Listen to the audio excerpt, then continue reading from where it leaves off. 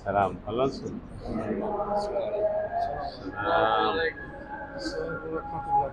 সালাম। সালাম।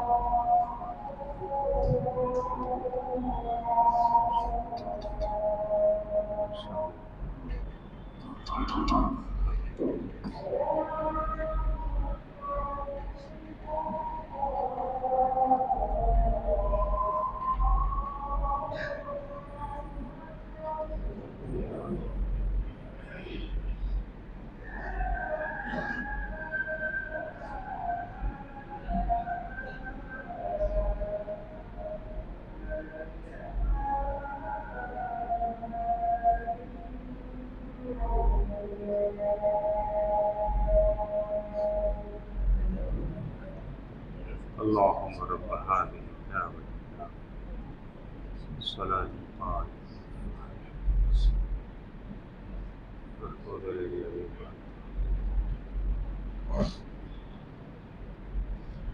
السلام عليكم ورحمة الله وبركاته.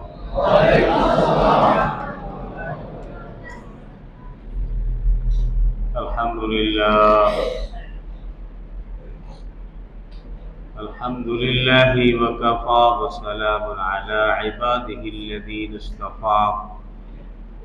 أما بعد فأعوذ بالله من الشيطان الرجيم.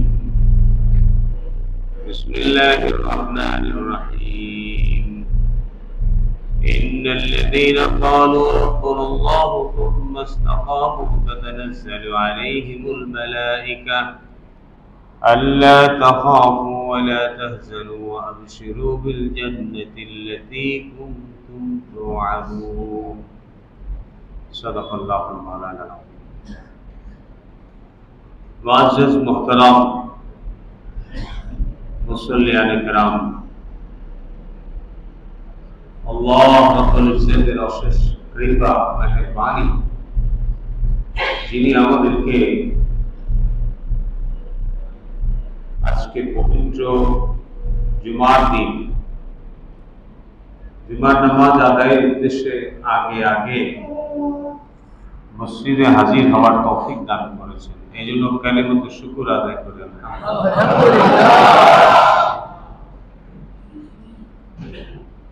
রজবের 24 তারিখ আছে, দুঃখিত, জিলকদ মাসের 24 তারিখ।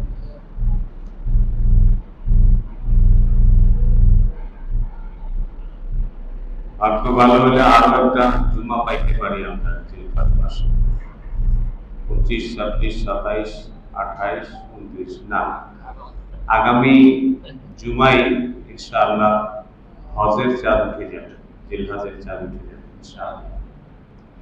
আসলে জিলকদ মাস এই মাসের সাথে ঐতিহাসিক অনেক ঘটনা জড়িত জিলকদ মাস। এটা 4টা পবিত্র মাসের মধ্যে একটা মাস। এছাড়া জিলকদ মাসও আসলে হজের মাস। জিলকদ মাস থেকেই হজ শুরু হয়ে যায়, হজের সমস্ত হাজিদের হজ যাত্রা শুরু হয়। ঐতিহাসিক অনেক ঘটনা, গুরুত্বপূর্ণ ঘটনা এই জিলকদ মাসের সাথে জড়িত। রাসূলুল্লাহ সাল্লাল্লাহু আলাইহি ওয়াসাল্লাম টোটাল 4 বার উমরা করেছেন। 4 বার হাদিস শরীফের মধ্যে আসছে এই 4 উমরাই রাসূলুল্লাহ সাল্লাল্লাহু আলাইহি ওয়াসাল্লাম জিলকদ মাসে করেছেন। হুজুর সাল্লাল্লাহু আলাইহি ওয়াসাল্লামের 4 উমরাই জিলকদ মাসে করেছেন। প্রথম উমরা যেটা হুদায়বিয়ার সন্ধি নামে পরিচিত, রাসূলুল্লাহ সাল্লাল্লাহু আলাইহি ওয়াসাল্লাম উমরা করার উদ্দেশ্যেই ইহরাম করেছিলেন এবং উমরা করার উদ্দেশ্যে রওনা করেছিলেন। হুদায়বিয়া নামক স্থান পর্যন্ত যাওয়ার পরে মক্কার কুরাইশদের সাথে সন্ধি হয়, চুক্তি হয় এবং উমরার যে আরো 2টা জরুরি কাজ বাকি রয়ে গেছে, বাইতুল্লাহ তওয়াফ করা, সাফা মারওয়া সাই করা, এই সব আমলগুলো এই বছর হুজুর সাল্লাল্লাহু আলাইহি ওয়াসাল্লাম করতে পারেন নাই। কিন্তু আল্লাহ রাব্বুল ইজ্জত হুজুর সাল্লাল্লাহু আলাইহি ওয়াসাল্লাম সহ সাহাবায়ে কেরামকে মুকাম্মাল উমরার সওয়াব দান করেছেন। এই জন্য হুজুর সাল্লাল্লাহু আলাইহি ওয়াসাল্লামের যে 4 উমরা তার মধ্যে প্রথম নম্বর হচ্ছে হুদায়বিয়ার যে সন্ধি হয় যে বছর হুজুর মক্কায় পৌঁছতেই পারেন নাই, ওইটাই প্রথম উমরা। অর্থাৎ নিয়তের কারণে আল্লাহ রাব্বুল ইজ্জত যেহেতু একটা হালাতের কারণে বাকি কাজগুলো করতে পারেননি, অসম্পূর্ণ হওয়া সত্ত্বেও আল্লাহ তাআলা পরিপূর্ণ উমরার সওয়াব দান করেছেন। এরপরে রাসূলুল্লাহ সাল্লাল্লাহু আলাইহি ওয়াসাল্লাম পরের বছরই হিজরির 7ম সাল, কারণ হুদায়বিয়ার সন্ধি হয় 6ষ্ঠ সালে, 7ম সালে কাযা উমরা আদায় করেন সাল্লাল্লাহু আলাইহি ওয়াসাল্লাম। অর্থাৎ যে বছর হুদায়বিয়ার সন্ধি হয় তার ঠিক পরের বছর জিলকদ মাসেই হুজুর সাল্লাল্লাহু আলাইহি ওয়াসাল্লাম দ্বিতীয় উমরা করেন। আর ওই হুদায়বিয়ার সন্ধিও ছিল জিলকদ মাসে। আমরা জিলকদ মাসের ফাজাইল বলতে গিয়ে এই আলোচনাগুলো আসতেছে। ওটা কাযা উমরা ছিল, অর্থাৎ হুদায়বিয়াতে যে সন্ধি ছিল সেখানে একটা কোটেশন এটা ছিল, একটা নাম্বার এটা ছিল যে এই বছর উমরা করতে দেওয়া হবে না, কিন্তু আগামী বছর উমরা করতে পারবেন। তো যেহেতু হুজুর সাল্লাল্লাহু আলাইহি ওয়াসাল্লাম এই বছর করতে পারেন নাই, এইজন্য ঠিক পরের বছরই হুজুর সাল্লাল্লাহু আলাইহি ওয়াসাল্লাম তার কাফেলা সহ কাবা উমরা আদায় করেছিলেন। আর ওই উমরাও হয়েছিল জিলকদ মাসে।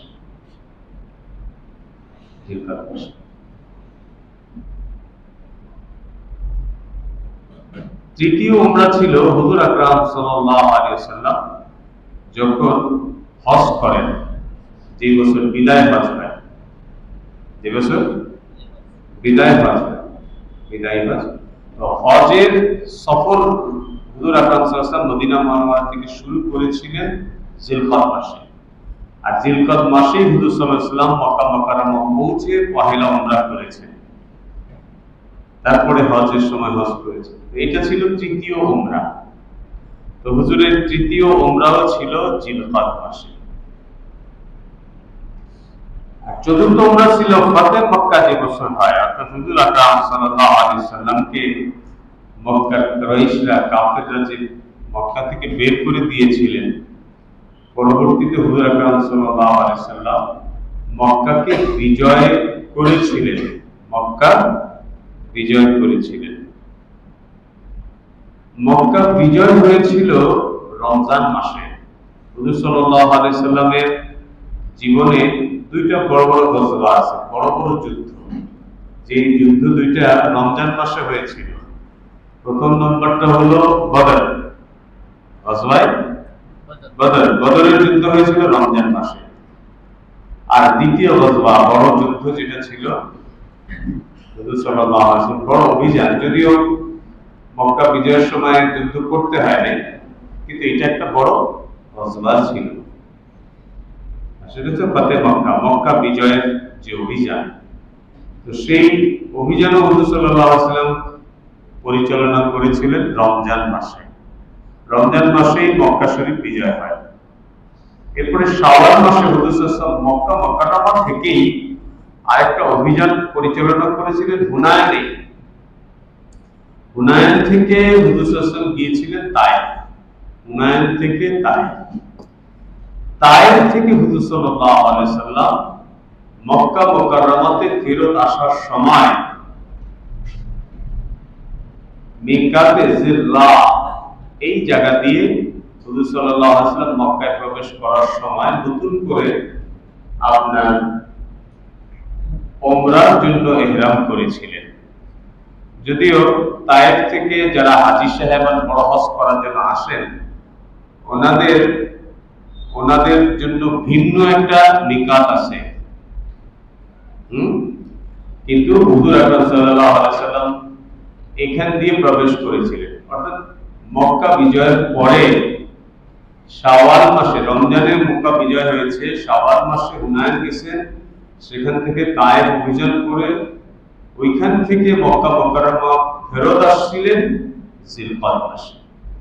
এই চতুর্থ উমরা ছিল জিলকদ মাসে। জিলকদ মাসের অনেক ঐতিহাসিক তাৎপর্য আছে, যেটা আমাদের সামনে থেকে বিদায় নিয়ে যাচ্ছে। আজকে শেষ জুমা এই বছরের জিলকদ মাসে, এর অনেক ফাজাইল, অনেক তাৎপর্য আছে। হুজুর সাল্লাল্লাহু আলাইহি ওয়াসাল্লাম জিলকদ মাসে আরো একটা অভিযান পরিচালনা করেছিলেন মদিনা মুনাওয়ারার একটু অদূরে ইহুদিদের বিরুদ্ধে। হুজুর সাল্লাল্লাহু আলাইহি ওয়াসাল্লামের এই আপনারা শুনে থাকবেন নাম, তিনটা গোত্র ছিল যেখানে খ্রিস্টান, ইহুদি এরা থাকতো, আউস, খাজরাজ আর বনু নাজির। মুনাফিকদের মাধ্যমে এরা মুসলমানদেরকে সবসময় প্রসার করে রাখার জন্য ষড়যন্ত্রে লিপ্ত থাকতো। তো এই যে বনু খাজরাজ এরা ইহুদি ছিল। হুজুর আকরাম সাল্লাল্লাহু আলাইহি ওয়াসাল্লাম যখন খন্দক থেকে ফিরেছেন, এরপরে জিলকদ মাসে বনু খাজরাজকে অবরোধ করেছিলেন। কেননা হুজুর আকরাম সাল্লাল্লাহু আলাইহি ওয়াসাল্লামের কাছে গুপ্তচরদের মাধ্যমে এই সংবাদ পৌঁছেছিল যে খন্দকের যুদ্ধের সময় এই খাজরাজ বংশের ইহুদিরা তারা মক্কার কুরাইশদেরকে সহযোগিতা করেছিল। এদেরকে বলা হয় গাদ্দার। এরা কি রাসূলুল্লাহ সাল্লাল্লাহু আলাইহি ওয়াসাল্লাম মদিনা মুনাওয়ারায় আসার পরে কিন্তু মদিনার আশপাশে বসবাসরত ইহুদি, খ্রিস্টান সবার সাথে নবীজি চুক্তি করেছিলেন, শান্তি চুক্তি, যে এখন থেকে আমরা একে অন্যের কি হব, সহযোগী হব। যদি মদিনার বাইরে থেকে কেউ মুসলমানদের উপরে আক্রমণ করে তাহলে তোমরা আমাদের পাশে থাকবে, সাহায্য করবে। আবার কেউ যদি তোমাদের উপরে আক্রমণ করে তাহলে আমরা তোমাদের পাশে থাকবো। এরকম একটা শান্তি চুক্তি করেছিলেন নিজেদের মধ্যে শান্তি বজায় রাখার জন্য। কিন্তু ইহুদিরা কি করেছে, সবসময় উল্টা পথে হেঁটেছে। চুক্তি ছিল নবীজির সাথে যে কেউ যদি মদিনার বাইরে থেকে মুসলমানদের উপর আক্রমণ করে তখন এই খাজরাজ, আওস যারা ছিল এদের সবাই মুসলমানদের সাহায্য করার কথা। তারা সাহায্য তো করে নাই, উল্টা মুসলমানদের যারা দুশমন কুরাইশরা তখন মদিনা মুনাওয়ারার উপর হামলা করেছিল, তারা কাফেরদেরকে সহযোগিতা করেছিল। হুজুর আকরাম সাল্লাল্লাহু আলাইহি ওয়াসাল্লাম এই সংবাদ শুনে তাদেরকে শায়েস্তা করার জন্য যে বনু খাজরাজকে অবরোধ করেছেন এবং অল্প সময়ের মধ্যে তাদেরকে কাবু করে ফেলেছেন। তাদের যে সর্দার আব্দুল্লাহ ইবনে উবাই কে ছিলেন জানেন আপনারা? মুনাফিকদের সর্দার ছিল, সে নিজেকে মুসলমান দাবি করত, মুসলমানদের মতো লেবাসধারী ছিল, মুসলমানদের পোশাক আদি পরত। সাহাবায়ে কেরাম সবাই তাকে মুসলমান মনে করতেন, মুসলমান হিসেবেই জানতেন, মুসলমানের লেবাসই তার ছিল। প্রকাশ্যে সে মসজিদে আসতেন, নামাজ পড়তেন, কিন্তু ভিতরে ভিতরে সে আসলে কি ছিল এই কথা অন্য সকল সাহাবীদের কাছে গোপন থাকলেও নবীর কাছে গোপন ছিল না। আল্লাহ ইব্রাহিম আলাইহিস সালামের মাধ্যমে হুজুর সাল্লাল্লাহু আলাইহি ওয়াসাল্লামকে জানায় দিয়েছেন যে অমুক মুনাফিক সব নবীজি জানতেন। তো ওই খাজরাজ বংশে যখন হুজুর সাল্লাল্লাহু আলাইহি ওয়াসাল্লাম অবরোধ করলেন, তো আব্দুল্লাহ ইবনে উবাই তাদেরকে পরামর্শ দিলেন যে এখন তো তোমরা ধরা খাইয়েই গেছো, কিন্তু মুহাম্মদ সাল্লাল্লাহু আলাইহি ওয়াসাল্লামের কাছে তোমরা নবী স্বীকার করবা, তাহলে কি করা যায়? তো তারা ভাবলেন এই খাজরাজ গোত্রীয় এক ব্যক্তি যিনি আগে মুসলমান হয়ে গিয়েছিলেন, তার নাম ছিল সাদ বিন মুআজ রাদিয়াল্লাহু তাআলা। সাদ বিন মুআজ উনি খন্দকের যুদ্ধে আহত হয়েছিলেন, যার কারণে এই অভিযানে নবীজি তাকে মদিনায় রেখে গেছিলেন।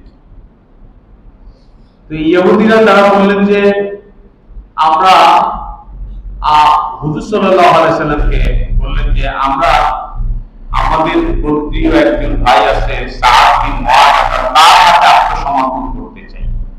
অর্থাৎ নবীকে বাদ দিয়ে নবীর একজন সাহাবী, যেহেতু সে তাদের সর্বপ্রিয় ছিল, ইহুদিদের মধ্যে আসাবিয়াত খুব বেশি ছিল, তো মুহাম্মদ সাল্লাল্লাহু আলাইহি ওয়াসাল্লামের কাছে নবী স্বীকার করবে না, তার হাতে আত্মসমর্পণ করবে না। কিন্তু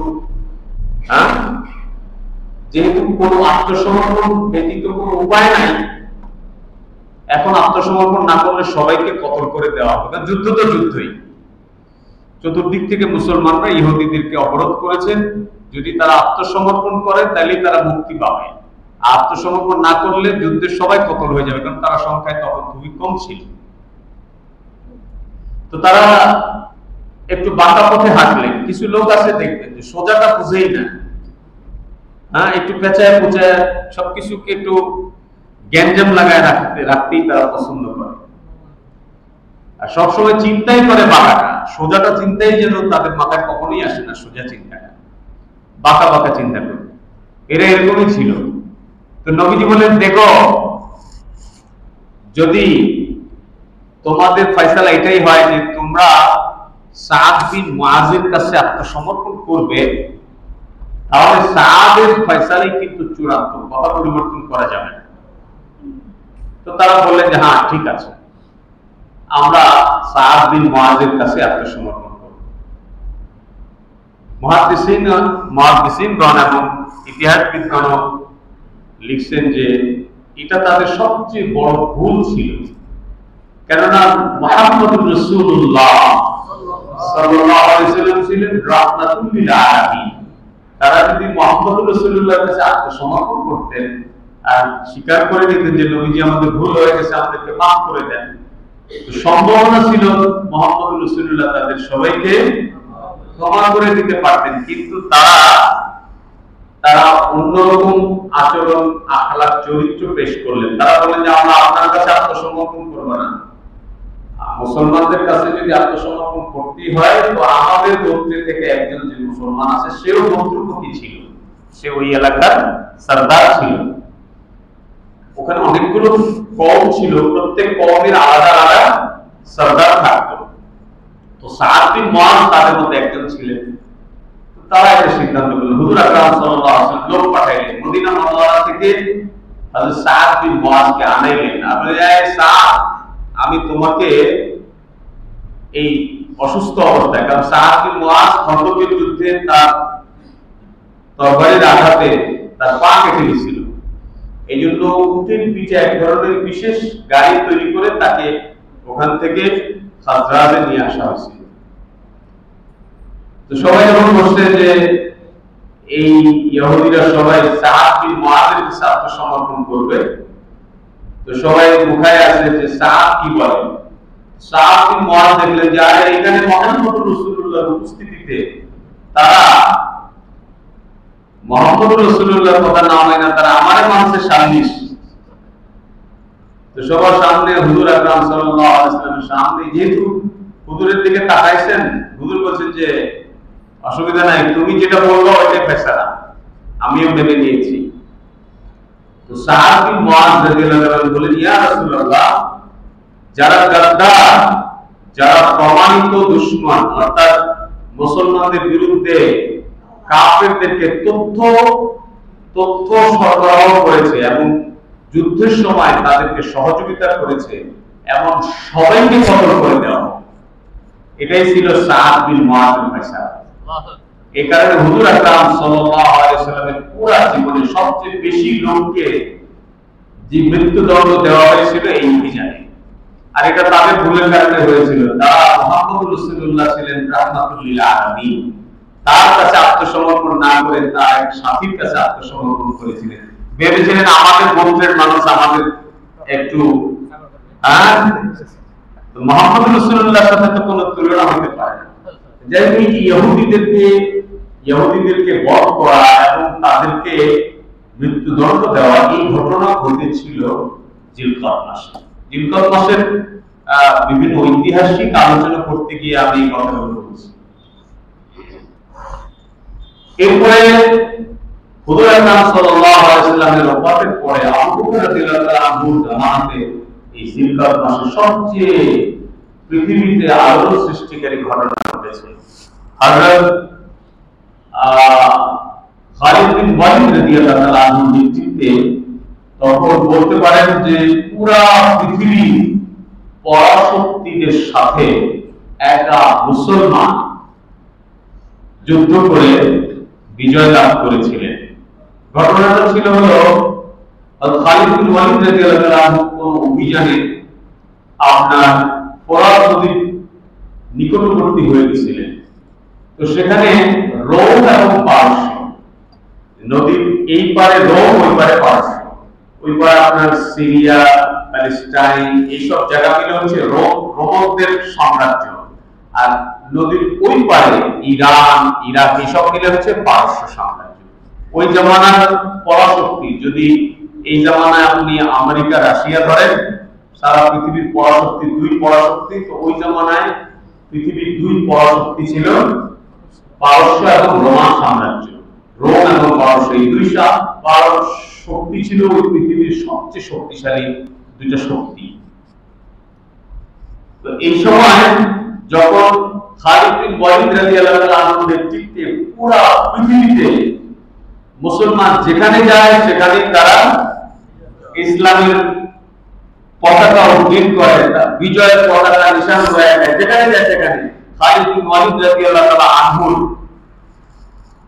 এই বিজয়ের কথা সব জায়গায় ছড়ায় গেছে, সারা দুনিয়াতে সবাই জানে। তো যখন নাকি এই ফোরাত নদীর কিনারে পৌঁছে যান, তখন রোম এবং পারস্য তারা দুই জাতি দুশমন, কিন্তু মুসলমান কাবু করার জন্য, হযরত খালিদ বিন ওয়ালিদ রাদিয়াল্লাহু তাআলা আনহুকে কাবু করার জন্য এই দুই দুশমন ঐক্য হয়ে যায়। এটা কিন্তু এখনো আছে, কি বলেন? এই শয়তানরা একজন আরেকজনের দুশমন ঠিকই, কিন্তু যখন মোকাবেলা মুসলমানের সাথে হয় তো দুই শয়তান জোটবদ্ধ হয়ে যায়। এবং সারা দুনিয়াতে আছে না নাই দুই শয়তানের জোট, শয়তানরা সব মুসলমানের মোকাবেলায় জোটবদ্ধ হয়ে যায়, ওখানে হয়েছে। এখন আপনি বুঝেন মোকাবেলাটা কত ভারী হয়েছে। এমনি তো রোমানরা এক পরাশক্তি আর পারস্য আরেক পরাশক্তি, এখন দুই পরাশক্তি মিলে একজোট হয়েছে, আর মোকাবেলা হবে মুসলমানদের সাথে। এখন দুই দলই হলো আপনার ফোরাত নদীর ওই পারে, ওনারা দূত পাঠাইলেন হযরত খালিদ বিন ওয়ালিদ রাদিয়াল্লাহু তাআলা আনহুর কাছে যে তোমরা নদী পার হয়ে আসবা নাকি আমরা নদী পার হব, ফোরাত নদী। তো খালিদ বিন ওয়ালিদ রাদিয়াল্লাহু তাআলা আনহুকে আল্লাহ তাআলা বিশেষভাবে যুদ্ধ জ্ঞান, রণকৌশল বিশেষভাবে দান করেছিলেন। এটা সাহাবীদের মধ্যে আর কারো ছিল না। সাহাবীদের মধ্যে একমাত্র সাহাবী যিনি ওনার জীবনের কোন যুদ্ধে উনি শরীক হয়েছেন, এমন কোন যুদ্ধে মুসলমান হারেনি, একেবারে শেষ পর্যন্ত ওনার ইন্তেকাল পর্যন্ত উনি শরীক ছিলেন, এমন কোন যুদ্ধে মুসলমান পরাজিত হয়। তো ইতিহাসবিদগণ বলেন যে দুই পরাশক্তি মিলে তাদের সৈন্য সংখ্যা ছিল 2 লাখ, আর মুসলমানের সংখ্যা ছিল মাত্র 40,000। কত ফারাক, এদিকে 2 লাখ, এদিকে। তো খালিদ বিন ওয়ালিদ রাদিয়াল্লাহু তাআলা বলেন যে তোমরাই পার হয়ে আসো,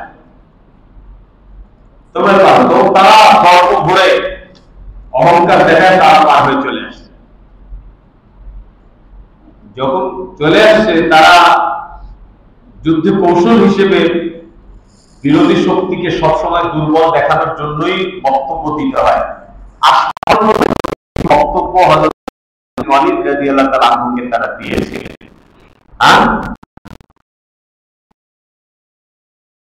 আত্মসমর্পণ করো, যারা যুদ্ধ আছে সবাই নিহত হবে, সবাইকে আমরা খতম করব, তোমাদের রক্ত দিয়ে, তোমাদের মাথার খুলি দিয়ে আমরা শরাব পান করব। এই ধরনের ভয় ভীতি দেখানো যা দেখাইছে।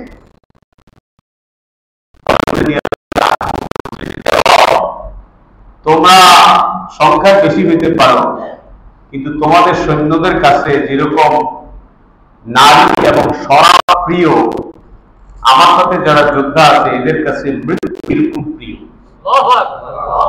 মৃত্যু প্রিয়। সুতরাং যাদের কাছে মৃত্যু শরাবের মতো প্রিয়, তাদেরকে তুমি ভয় দেখায় তো লাভ নাই। এরকম কথোপকথনের এক পর্যায়ে খালিদ বিন ওয়ালিদ রাদিয়াল্লাহু তাআলা এমন ভাবে তার রণকৌশলকে সাজাইলেন, যখন যুদ্ধ কাফের যারা কাফের অর্থাৎ রোম এবং পারস্যের যারা বয়োজ্যেষ্ঠ ছিল, তারা তোমাদের যে নেতৃত্ব দিচ্ছিল তাকে বলল যে মুসলমানদের সাথে যুদ্ধ করা ঠিক হবে না, তোমরা গিয়ে নিজেরা নিজেদের রাজ্য সামলাও, তোমরা তোমাদের রোমান আর তোমরা তোমাদের পারস্য সাম্রাজ্য তোমরা এটা সামলাও। কেননা তোমাদের প্রতিপক্ষ যারা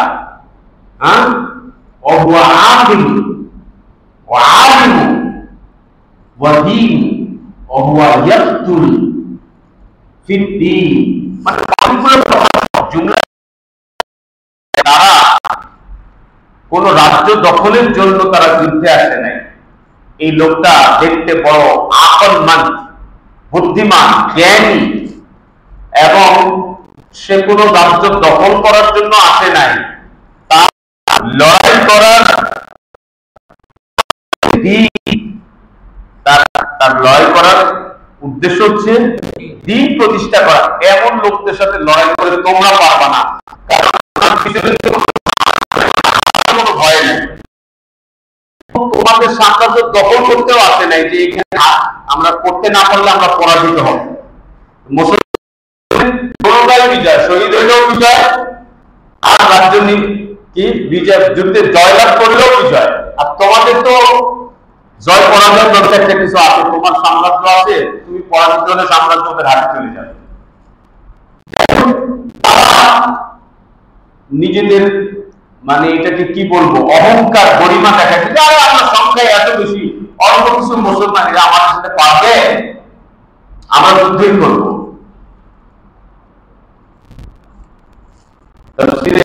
দুঃখিত, আপনার ইমাম লিখছেন যে 1 লাখ রোম এবং পারস্যের সৈন্য পতন হয়েছে এই যুদ্ধে। পরাজিত সাধারণ পরাজয়, ইতিহাসে সবচেয়ে বেশি লোক মারা গেছে, পতন হয়েছে এই যুদ্ধে। সাহাবায়ে কেরামের জামানায় যত যুদ্ধ হয়েছে তার মধ্যে সবচেয়ে বেশি কাফেরকে জবাই করেছে সাহাবায়ে কেরাম এবং মুসলমান সৈন্যরা মিলে এই যুদ্ধে। তো এই ঘটনাটা যেই সময় ঘটেছিল সেটাও ছিল জিলকদ মাসে, মুসলমানদের ঐতিহাসিক বিজয় জিলকদ মাসে ছিল। আসলে এই মাস আল্লাহ প্রেমিকদের জন্য গুরুত্বপূর্ণ মাস। এই মাসে সারা পৃথিবী আল্লাহর প্রেমে পাগলরা লব্বাইক আল্লাহুম্মা লব্বাইক লব্বাইক লা শারীকা লাক লব্বাইক ইন্নাল হামদা ওয়ান নি'মাতা লাকা ওয়াল মুলক লা শারীকা লাক। এই ধ্বনি দিয়ে तमाम পৃথিবী আল্লাহর প্রেমে পাগলরা লব্বাইক ধ্বনি দিতে দিতে দিতে সবাই বাইতুল্লাহতে এসে হাজির হয়েছে। কেউ পায়দল, কেউ ঘোড়ার পিঠে, কেউ গাধার পিঠে, খচ্চরের পিঠে, কেউ হাওয়াই জাহাজে, কেউ পানির জাহাজে, বিভিন্ন ভাবে সারা পৃথিবীর আল্লাহ প্রেমিকরা এখন সবাই আল্লাহর ঘরের আশপাশে জমা হচ্ছে। সারা পৃথিবীর মুসলমানদের লোক, তাদের ধ্যান ধারণা এখন বাইতুল্লাহকে ঘিরে এই মুহূর্তে। কি বলেন, ঠিক কি ঠিক না? আমরা সবাই নিয়ত করি, এখানে যারা আছি অন্তরে একটু তো আশা আকাঙ্ক্ষা আছে, কি বলেন? সবাই নিয়ত করি ইনশাআল্লাহ হজ করব। আল্লাহ যত জীবন বাঁচায় রাখেন প্রতি বছর হজে যাওয়ার তৌফিক দান করেন। আমরা তামান্না তো রাখতে পারি, আকাঙ্ক্ষা তো রাখতে পারি, আমাদের নিয়ত যদি খালেস হয়, আমাদের নিয়ত যদি সহি হয়, আমাদের নিয়ত যদি আল্লাহ তাআলার কাছে মঞ্জুর হয়ে যায়, তো আল্লাহ তাআলা যে কত কিছু করতে পারে। আল্লাহ তাআলা বান্দাকে দেওয়ার জন্য বাহানা তালাশ করেন। আল্লাহ শুধু বান্দার দিল দেখেন। কি দেখেন বলেন? দিল দেখেন। শারীরিক ভাবে আমরা কতটুকু করতে পারি। আল্লাহ যে পরিমাণ মালিক, যে পরিমাণ হক রাখেন, সেই পরিমাণ কি আমরা আল্লাহর ইবাদত করতে পারি? আল্লাহ দয়া করে আমাদেরকে মাফ করে দেন, দয়া করে পুরস্কার দান করেন। এরকম একটা ঘটনা আছে। ইমাম আব্দুল্লাহ ইবনে মুবারক রাহমাতুল্লাহ আলাইহি, আপনারা নাম শুনেছেন, বারবার আমি হযরতের বিষয়ে বিভিন্ন কথাবার্তা বলি। অনেক বড় আলেম ছিলেন। ইমাম বুখারী রাহমাতুল্লাহর নাম তো শুনেছেন। ইমাম বুখারী রাহমাতুল্লাহর উস্তাদ ছিলেন আব্দুল্লাহ ইবনে মুবারক রাহমাতুল্লাহ আলাইহি। ইমাম আবু হানিফা রাহমাতুল্লাহর ছাত্র ছিলেন। তাহলে ওনার সম্পর্ক কি পরিমাণ আলা মাকাম চিন্তা করেন। ইমাম এই হানাফি মাযহাবের যিনি প্রধান ইমাম, ইমাম আবু হানিফা, যার নামে এই মাযহাব, ইমাম আবু হানিফা রাহমাতুল্লাহর সরাসরি ছাত্র, আর ওনার ছাত্র ইমাম বুখারী রাহমাতুল্লাহ কোরআন কারীমের পরে সবচেয়ে মাকাম ওয়ালা কিতাব লিখছেন ইমাম বুখারী রাহমাতুল্লাহ, তার উস্তাদ। বলা হয়ে থাকে যে আব্দুল্লাহ ইবনে মুবারক রাহমাতুল্লাহ আলাইহির ছাত্র ইমাম বুখারীর মতো এরকম 1 লাখ ছাত্র ছিল। ওনার জামানায় ইমাম আব্দুল্লাহ ইবনে মুবারক রাহমাতুল্লাহ আলাইহির জামানায় উনি ছিলেন পুরো পৃথিবীতে মুসলিমদের সবচেয়ে বড় আলেম। উনি যখন জীবিত ছিলেন সবচেয়ে বড়। আবার একটা নাজানা তথ্য বলি শুনেন, এবং একই সাথে মুসলিম সাম্রাজ্যের সবচেয়ে সম্পদশালী ব্যক্তি ছিলেন উনি। ওই জামানায় ওলামায়ে কেরাম ব্যবসা বাণিজ্য করতেন, পুরো পৃথিবীর অর্থনীতি ওলামায়ে কেরামের হাতে ছিল। আজকাল তো মানুষ আলেম ওলামা শুনলে মনে করে যে এরা ফকির হবে, মিসকিন হবে, গরিব হবে, আমাদের পকেটের 10 টাকা 20 টাকা হাতিয়া দিয়ে এরা চলবে। আলেম মানে সম্পদশালী হতে পারে, আলেম মানে যে বিত্তবান হতে পারে, এটা তো আজকাল আমাদের অ্যাক্টিভিটিসের কারণে সাধারণ মানুষ মনে করে যে আলেম মানে গরিব, আলেম মানে হলো আমাদেরকে খেদমত করবে, আমাদেরকে খুশি করবে, এরপরে আমাদের করুণায় তারা বেঁচে থাকবে। আলেম মানে সাধারণ লোকদের একটা এরকম ধারণা, কিন্তু ওই জামানায় এমন ছিল না। আব্দুল্লাহ ইবনে মুবারক রাহমাতুল্লাহর উস্তাদ ইমাম আবু হানিফা রাহমাতুল্লাহ ওই জামানায় 100 কোটি টাকার মালিক ছিলেন। আরবপতি ছিলেন। আরবপতি মানে 100 লাখে 1 কোটি, 100 কোটিতে 1 আরব হয়, এরকম আরবপতি ছিলেন। ওনার হিসাব কিতাব আরবপতি, 100 কোটি টাকার হিসাব। আর এগুলো কাগজের টাকা না, আর মোবাইলের ডিজিটের টাকা না, স্বর্ণের টাকা। কিসের টাকা? স্বর্ণের টাকায় 100 কোটি টাকার মালিক হওয়া আপনি কেমন মনে করেন?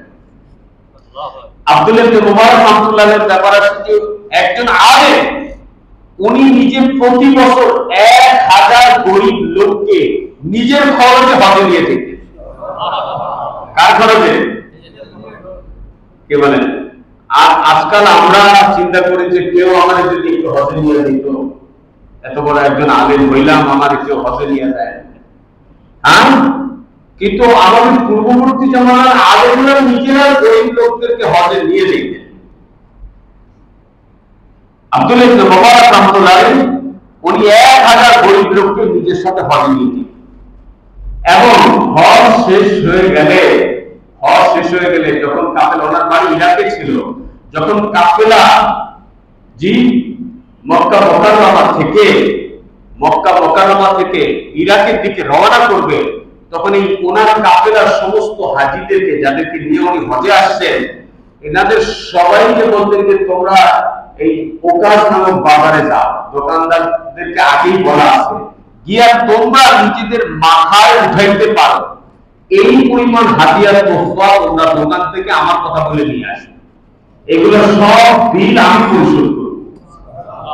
হজ তো নিজের আল্লাহর দেওয়া মাল খরচ করার জন্য, কিন্তু আমরা এই জামানায় যারা আল্লাহ বিত্তবান বানাইছে তারা হজ করতে যাওয়ার আগে 5টা কাফেলা খুঁজে, কারণ হলো কোন কাফেলায় 10,000 টাকা কম নেই, 10,000 টাকা কম যেখানে পাবে সেখানেই যাবে। হুজুর আপনার সাথে যাইতে পারলাম না, 10,000 টাকা কমে পাইছি, খুব ভালো, এরপর আবার হজ করে আইসা আবার বদনাম করবে না, ঠিক মতো খাবার দেয় নাই, যেমনে কইছে সেমনে রাখে নাই, অনেক দূরে রাখছে। আরে ভাই, মাল তো হজে যাওয়ার, ওখানে আল্লাহ সুযোগ দিচ্ছে, ওখানে মাল খরচ করার কথা না খরচ করার কথা বলেন। দেখ, এটা একটা আলাদা বিষয়। আমি যে ঘটনাটা বলার জন্য মূলত আব্দুল্লাহ ইবনে মুবারক রাহমাতুল্লাহ সম্পর্কে এতটুকু বিষয় বললাম। 1 বছর হজ শেষে, ধরেন আগামীকালকে হজ শেষ, আগামীকালকে ওনারা রওনা করে চলে যাবে, তো বাইতুল্লাহর ঠিক পাশে, বাইতুল্লাহ থেকে আপনার যেদিকে জমজমের কুয়াটা, এর পাশে এক পাশে উনি একটু শুয়ে আছেন, আরাম করতেছেন দুপুরের সময় অথবা অন্য কোনো সময়। এই সময় উনি ঘুমের মধ্যে স্বপ্নে দেখতেছেন যে 2 জন ব্যক্তি আসছে, ওনারা ফেরেশতা, একজন আরেকজনকে জিজ্ঞেস করতেছে যে এই বছর জানো কতজন লোক হজে আসছে, হজ করার জন্য আসছে? আরেক ফেরেশতা বলতেছে আসছে 6 লাখ লোক। তো মাথার কাছে ফেরেশতা বলছে কতজনের হজ কবুল হয়েছে? তো অপরজন বলছে যে এই বছর কার হজ কবুল হয় নাই, একজনেরও হজ কবুল হয় নাই, একজনের হজ কবুল হয় নাই। আব্দুল্লাহ ইবনে মুবারক রাহমাতুল্লাহ আলাইহি স্বপ্নের মধ্যে আমি পরেশান হইলাম যে হায়, এতগুলো লোক সারা দুনিয়া থেকে এত কষ্ট করে হজ করতে আসলো, কারো হজ কবুল হইল না। তখন আমার কাছে থাকা লোকটা বলল যে হ্যাঁ, সিরিয়াতে একজন সাধারণ ব্যক্তি আছে, নাম আলী ইবনে মুকাফফা, তার হজের নিয়ত ছিল কিন্তু সে কোনো কারণবশত হজে আসতে পারে নাই, কিন্তু তার নিয়ত আল্লাহ তাআলার কাছে এমন মজবুত মঞ্জুর ছিল যে আল্লাহ রাব্বুল ইজ্জত তার কারণে 6 লাখ মানুষের সবাইকে আল্লাহ মাফ করে দিয়েছে, আর সবার হজ আল্লাহ কবুল করে দিয়েছে। তো ঘুম থেকে জেগে আব্দুল্লাহ ইবনে মুবারক রাহমাতুল্লাহ আলাইহি পুরো কাফেলাকে ইরাক পাঠাইছে। ওনার বাড়ি ইরাকে, বলে আমি ইরাকে যাব না, এই আলী ইবনে মুকাফফা কে, তাকে আমার খুঁজে বের করতে হবে। তার বাড়ি হলো সিরিয়াতে। উনি সিরিয়া গেছেন, যেহেতু ওই জামানার উনি শ্রেষ্ঠ আলেম ছিলেন আব্দুল্লাহ ইবনে মুবারক রাহমাতুল্লাহ আলাইহি। উনি সিরিয়াতে যত ওলামায়ে কেরাম ছিলেন অধিকাংশ ওনার ছাত্র, সবার কাছে গিয়ে জিজ্ঞেস করছেন যে আলী ইবনে মুকাফফাকে চিনো? বলে না হুজুর, এটাকে তো চিনি না। তো উনি খুব খোঁজাখুঁজির পরে যখন পাইলেন না, তখন গরিব মহল্লা, যেখানে গরিব লোকেরা থাকে, সেই এলাকায় গেলেন। গিয়ে লোকদের কাছে জিজ্ঞেস করতে করতে একজন বললেন হ্যাঁ হ্যাঁ, আপনি যে পাশে যে ঝুপড়ি ঘরটা দেখতেছেন এইটাই আলী ইবনে মুকাফফা। বলে উনি কি করে? উনি তো মুচি জুতা সেলাই করে। আপনি আমাকে কেন বুঝতেছেন? বলে সেটা আমি কসম করেছি আল্লাহর কাছে যে আমি কারো কাছে বলবো না যে কেন আমি যাচ্ছি তার কাছে, এটা আমি নিজে সরাসরি তার কাছ থেকে তাহকিক করব বিষয়টা। তো উনি ওই ঘরে গিয়ে দস্তক দিতে ভিতর থেকে সাধারণ একটা নাম বের হয়ে আসছে। জিজ্ঞেস, বেটা এই বাড়িতে আলী ইবনে মুকাফফা কে? বলে যে হযরত আমি আলী। ওহো, বসো, আসলে তোমার ঘটনা খুলে বলো, তুমি তোমার কাইফিয়তটা বলো, তোমার বুজুর্গি বয়ান করো। ওই কাঁদতেছে, বলে যে আমার কোনো বুজুর্গি নেই, আপনি আগে বলেন আপনি কে। তো বলে তুমি আমাকে নাম শুনেছো, আমাকে চিনতে পারছো না, আমি আব্দুল্লাহ ইবনে মুবারক। তো এই লোক কান্না শুরু করে দিয়েছে যে আরে ইরাকের আব্দুল্লাহ ইবনে মুবারক, হ্যাঁ, আরে আমার ঘরে। কান্না শুরু করে দিয়েছে। এত বড় আলেম, এবং উনি শুধু সাধারণ আলেম ছিলেন না, আর সমস্ত আলেমদের উস্তাদ ছিলেন। আবার একদম ধনী বিদ্যমান ব্যক্তি ছিলেন, সবাই জানতেন যে হাজার লোককে উনি হজ করা। ও কান্না শুরু করে দিল, বলে কান্না করো না, আগে তোমার কথা বলো। তো উনি তো বললেন আমি কোনোভাবে আমার ব্যাপারটা বলতে চাই না। তো উনি ওনাকে আল্লাহর কসম দিয়েছেন, কসম দিয়ে জিজ্ঞেস করেন তুমি যতক্ষণ আমার কাছে বিস্তারিত না বলবে ততক্ষণ পর্যন্ত আমি তোমার ঘর থেকে বের হব না। তখন এই ব্যক্তি বলতেছে যে হুজুর, যখনই জিলকদ মাস আসে সারা এলাকার লোকেরা হজের জন্য রওনা করে, লাব্বাইক ঘড়ি দিয়ে কাফেলাগুলো বাইতুল্লাহর দিকে যায়, তখন আমার অন্তরের মধ্যে একটা মুচুল মারে যে হায় আফসোস, আমি একজন মুসলমান, আল্লাহর ঘর বাইতুল্লাহটা একটু দেখতাম, আল্লাহর ঘর তওয়াফ করতাম, কত আল্লাহর বান্দারা করে, কিন্তু হুজুর এটা তো আমার জন্য এত সহজ ছিল না, কারণ সাধারণ রুচির কাম করি, এটা করে আমি যা কামাই করি কোনোভাবে আমি আমার স্ত্রী সন্তান নিয়ে বেঁচে আসি, হজের এত খরচ আমি কিভাবে বহন করব। কিন্তু আমার অন্তত কাজে আমার চোখ থেকে প্রতিদিন হজে যাওয়ার জন্য পানি পড়ে, প্রতি বছর আমি কাঁদি।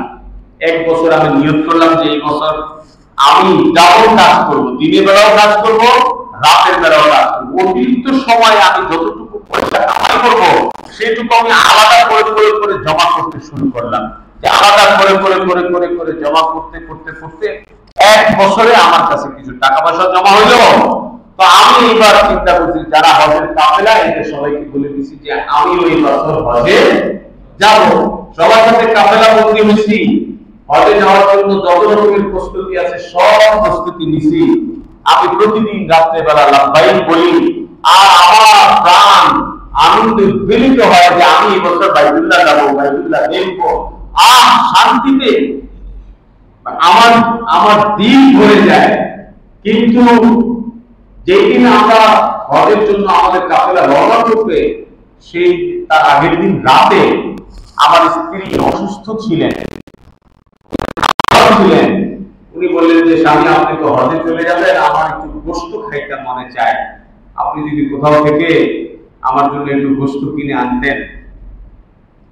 স্বামীর কাছে তো স্ত্রীরা আবদার করে। তিনি বললেন আমার স্ত্রী এত অসুস্থ ছিলেন, আমি যে রাত হয়ে গেছে তাকে না করবো তাও করতে পারলাম না। তো আমি রাতের বেলায় বের হয়ে গেলাম স্ত্রীর কথা মনে করে, আশপাশে তালাশ করতে থাকলাম। ওই জামানা তো আমাদের জামানার মতো এত বেশি হোটেল বান্ধব জামানা ছিল না যে হোটেল গিয়ে নিয়ে আসবে। আশপাশে বাড়ি ঘরের মানুষের কাছে তালাশ করতে করতে দেখলেন যে একটা ঝুপড়ির ভিতর থেকে গোশত রান্না করতেছে, তার খুশবু বাহির হইতেছে। তার কাছে গিয়ে দস্তক দিয়ে নিজের অপারগতা প্রথমে স্বীকার করে বলে, তারপরে বিনয়ের সাথে বললেন আমি তোমাদেরকে আগেই মাপ চাই নিতেছি, আমি তো কালকে হজে চলে যাব, আমার স্ত্রী আমার কাছে আবদার করছে, অসুস্থ, বেচারি মারা যায় না জীবিত থাকে, আমি অপারগ হয়ে আসছি, তুমি আমারে কিছু গোশত আমারে দিয়ে দাও, আমার একটু রান্না করা গোশত দাও, আমি আমার স্ত্রীর জন্য নিব। তো ওই লোকটাও প্রচন্ড গরিব এবং দিনমজুর ছিল। সে বলে যে আমি এই গোশত আমার জন্য হালাল, কিন্তু তোমার জন্য তো হালাল না, তোমাকে কিভাবে দিব এই গোশত? আমি বলি এটা কি বলো, আমিও মুসলমান তুমিও মুসলমান, যেটা তোমার জন্য হালাল সেটা তো আমার জন্য হালাল হতে পারে, হালাল হওয়ার কথা।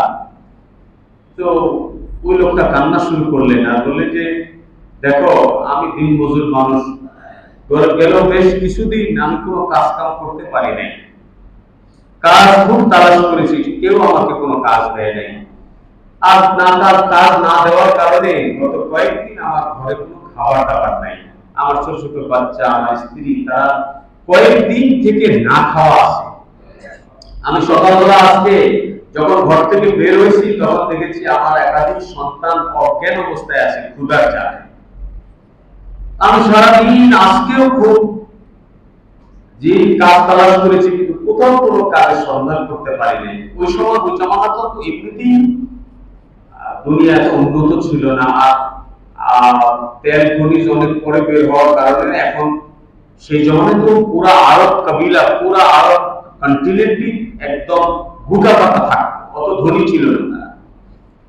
তোমার কোনো কাজ না পেয়ে সারাদিন চেষ্টা করে আমি যখন ঘরের দিকে রওনা করতেছি, তখন আমার অন্তরের মধ্যে ভয় যে না জানি গিয়ে দেখবো আমার ঘর থেকে কয়েকটা লাশ বের করা লাগবে, এমন একটা আতঙ্ক আর ভয় নিয়ে নিয়ে আমি যখন ঘরের দিকে যাচ্ছিলাম, তখন দেখলাম যে রাস্তার পাশে ময়লার স্তূপের পাশে কেউ একটা মরা গাধা এটাকে ফালায় রাখছে। গাধা মরে গেছে, এইটাকে ফালায় রাখছে। তো গাধার বস্তু তো হালাল না, এক নম্বর। দুই নম্বর হচ্ছে তো মরা, কিন্তু জান বাঁচানো, যেখানে জান চলে যাওয়ার আশা আছে, আমার ঘরের লোকেরা মারা যেতে পারে, এই অবস্থার কারণে আমি সেখান থেকে আমার কোমরের ছুরি বের করে কিছু গোশত কেটে নিয়ে ঘরে নিয়ে এসে দেই। বিবি সেই গোশতই রান্না করতেছে। আমার ঘরের লোকদের জান বাঁচানোর জন্য এই গোশত আমার ঘরের লোকদের জন্য হারাম, কিন্তু আমি তোমাকে তো এই গোশত দিতে পারি না। কল্পনা করেন অবস্থা, কল্পনা করেন। পানি বলে যে তুমি এই হারাম গোশত তোমার পরিবারকে খাওয়ায় না, অপেক্ষা করো আমি আসতেছি। আলী নিজের স্ত্রীর কথাও ভুলে গেলেন, হজে যাওয়ার কথাও ভুলে গেলেন। বাড়িতে গেলেন, উনিও তো মুচি মানুষ, বেশি নাই, কিছু আটা, কিছু ডাল, যাই ছিল, ঘি, ঘরে যা ছিল সেটা নিলেন। আর ওই যে হজে যাওয়ার জন্য যে টাকাগুলো জমা করছিলেন, সেই হজে যাওয়ার টাকা সবকিছু নিয়ে এই গরিব দিন মজুর ভাইয়ের ঘরে এসে এগুলো তাদেরকে দিলেন, বললেন যে তোমরা এগুলো দিয়ে খানা পাকায় খাও, আর এই টাকা তুমি খরচ করো। ওই লোক তার হাত ধরলেন যে আমি তো জানি তুমি কালকে হজে যাবে, তোমার হজের টাকা দিয়ে দিলা। তো সে আল্লাহর কসম দিয়ে বললো যে দেখো, আমার হজে যাওয়ার চেয়ে তোমার এই সন্তানদের জান বাঁচানো বেশি জরুরি। আমি তোমাকে আল্লাহর কসম দিয়ে বলতেছি, তুমি এই কথা কাউকে বলবাও না যে আমি দিয়েছি। তো তাকে এইগুলো সে দিয়ে দিচ্ছে, হজের টাকা, হজের জন্য জমানো টাকা আর খরচ করে সব তাকে দিয়ে দিচ্ছে। দিয়ে এইবার পরের দিন সকালে তো হজের কাফেলা যাবে, কেউ আলীকে খুঁজে পায় না। আলী নিজের থেকে আত্মগোপনে চলে গেছে, একটু লুকায় লুকায় থাকে যেন কাফেলার লোকেরা তাকে খুঁজে না পায়। তার ঘরে কিছু বলে নাই, কোথাও গেছে। তো কাফেলাকে আর তার জন্য অপেক্ষা করবে, হজের কাফেলা চলে গেছে। আলী হজের কাফেলা চলে যাওয়ার পরে আমার পরিবারে ফিরে আসছে। প্রতিদিন মুচির কাজ করে, চোখ থেকে পানি পড়ে, জুতা সেলাই করে, জুতা রং করে, কিন্তু তার চোখের পানি জুতাতে পড়ে। হ্যাঁ, এত আফসোস, এত আশা ছিল বাইতুল্লাহ যাবো, পারলাম না, পারলাম না। এই শব্দ তো আলীর চোখ থেকে পানি পড়তে থাকে প্রতিদিন। এইভাবে প্রায় 1.5 মাস 2 মাস হয়ে গেছে। সমস্ত কাফেলা হজের থেকে যখন হজ শেষ করে ফিরে আসা শুরু করছে, রাস্তার পাশেই তো মুচি জুতা সেলাই করে হজের প্রথম কাফেলা। এটা থেকে একদম দূরে বলছে, আরে আলী, বাইতুল্লাহ ওয়াক করার সময় তোমাকে এক নজর দেখলাম, এরপর কোথায় চলে গেলাম? পুরো পর্যন্ত তোমার আনন্দ পাইলাম না। আলী চোখের থেকে পানি পড়ে, বলে ওই কি এই লোক ভুল শুনছে, ভুল দেখছে, আমি তো জানি না বাইতুল্লাহ। এই লোক আরেক কাফেলা বলে, আরে তোমার একটু মিনারে দেখলাম, এরপরে কোথায় চলে গেলাম? আরেক কাফেলা করে তোমার একবার শুধু আরাফাত ময়দানে দেখলাম, এরপর আর দেখলাম না। আলী তুমি কোথায় ছিলা? এইরকম 10-15 জন, মানে কাফেলার পর কাফেলা আছে, প্রত্যেক কাফেলারে কেউ না কেউ আলীকে হজের কোনো না কোনো জায়গায় দেখছে।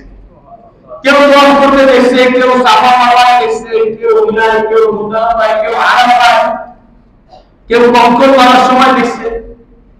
সবচেয়ে আজীব যে ঘটনা, এক ব্যক্তি দৌড়ে কাফেলা থেকে এসে বলছে, আরে আলী,